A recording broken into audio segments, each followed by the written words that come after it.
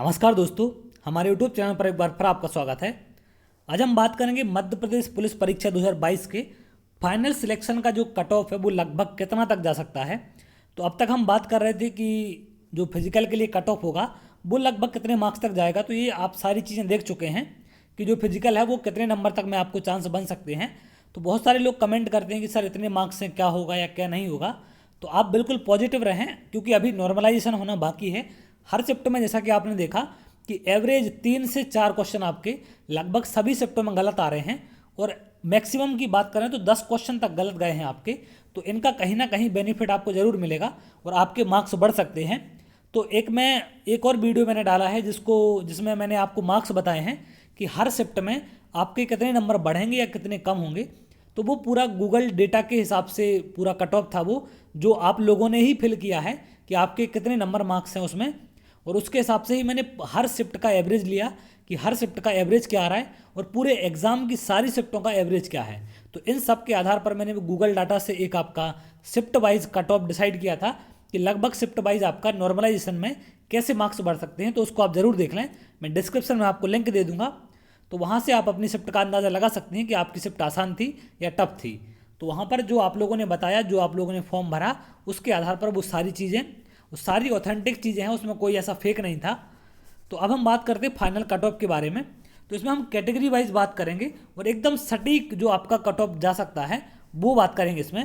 अब आप सारी चीज़ें जानते हैं, इस बार कट ऑफ बढ़ने का मेन रीज़न, सबसे बड़ा जो रीज़न है वो है पोस्टों का कम होना। क्लियर है, पोस्टें इतनी ज़्यादा कम हैं कि आप जानते हैं इनको कि 2000 जो पिछला एग्ज़ाम हुआ था अपना 2017 वाला, उससे लगभग आधे से भी कम पोस्टें हैं। 14,000 प्लस पोस्टें थी आपकी 2017 में, इस बार आपकी 6,000 मात्र पोस्टें हैं। तो यहाँ पर थोड़ा सा कट ऑफ बढ़ने का एक सबसे बड़ा रीज़न है। तो हम यहाँ पर बात करेंगे कैटेगरी वाइज कट ऑफ की कि लगभग कट ऑफ आपका कहाँ से कहाँ तक वेरी करेगा और कितना बढ़ जाएगा। क्लियर है, तो ये सबकी निगाहें इस पर होंगी कि कितना कट ऑफ बढ़ेगा, क्योंकि मेरिट मार्क्स किसी को पता नहीं है कितने होंगे। तो आपके जो मेरिट मार्क्स है ये कब आएंगे, बहुत सारे क्वेश्चन ये भी कर रहे हैं। तो इसका मैं आपको बता दूं कि आपका फिजिकल होने के बाद जो फाइनल रिजल्ट आएगा तब आपको पता चलेंगे आपके मेरिट मार्क्स। अभी आपको पता नहीं चलने वाले। तो आप बिल्कुल तैयारी में जुट जाएं, हो सकता है आपको फिजिकल के लिए कॉल आ जाए और नंबर आपको तब भी पता नहीं होंगे। तो आपको इस भरोसे दौड़ना है, इस भरोसे फिजिकल करना है कि आपका सिलेक्शन हो सकता है हो जाए। क्लियर है, क्योंकि नॉर्मलाइजेशन में मार्क्स कितने बढ़ सकते हैं इसका अंदाजा आप नहीं लगा सकते।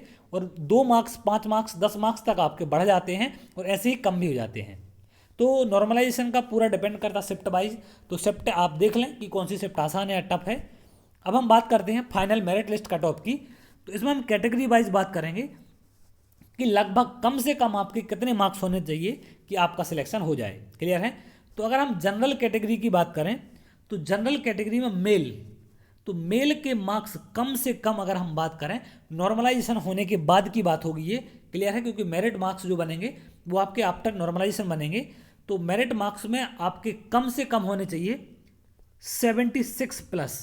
अगर जनरल मेल की हम बात करें तो 76 प्लस मार्क्स आपके होने चाहिए। और अगर हम फीमेल की बात करें जनरल की तो इनके मार्क्स होने चाहिए 60 प्लस। क्लियर है, 60 प्लस मार्क्स होने चाहिए जनरल फीमेल के, तब जाके आपके मेरिट के चांस बन सकते हैं। फिजिकल देने आपको कम मार्क्स में मिल सकता है बिल्कुल। अब अगला हम बात करते हैं ईडब्ल्यूएस।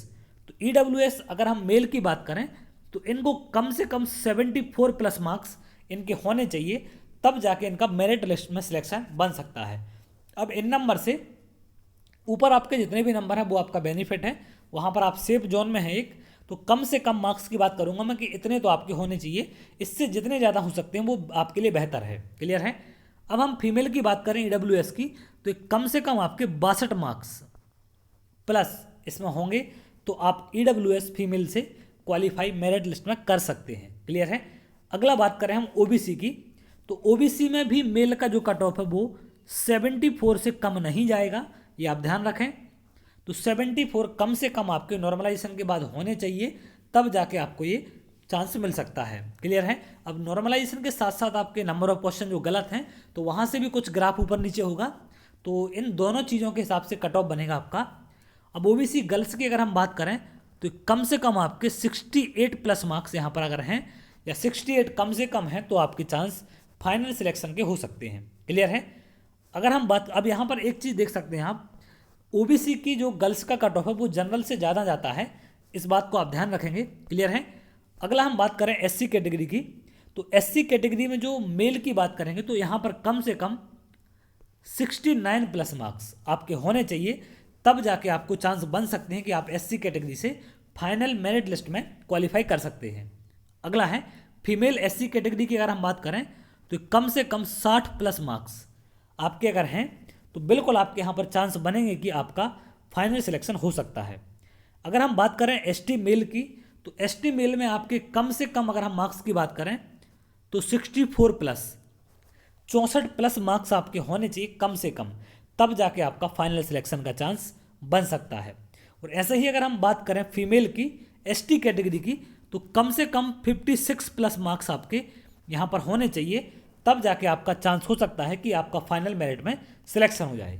तो इस बात को ध्यान रखेंगे कि ये आफ्टर नॉर्मलाइजेशन के मार्क्स हैं, ये रॉ मार्क्स नहीं हैं। जो अभी आपने जो नंबर देखे अपने डिस्प्ले पर वो नंबर नहीं है आपका, इसके बाद नॉर्मलाइजेशन होगा तो उसके बाद जो नंबर आएंगे उनके कट ऑफ की मैं बात कर रहा हूँ कि नॉर्मलाइजेशन होने के बाद अगर आपके मेल कैटेगरी से हैं तो आप इस बीच होने चाहिए, और फीमेल से हैं तो आपके इन बीच मार्क्स हैं, तो आपके 100% यहाँ पर चांस हो सकते हैं कि आपका सिलेक्शन होगा, क्लियर है। अब इस बार कट ऑफ चूंकि कम नहीं जाएगा क्योंकि पोस्टें बहुत कम हैं, ये आप भी जानते हैं।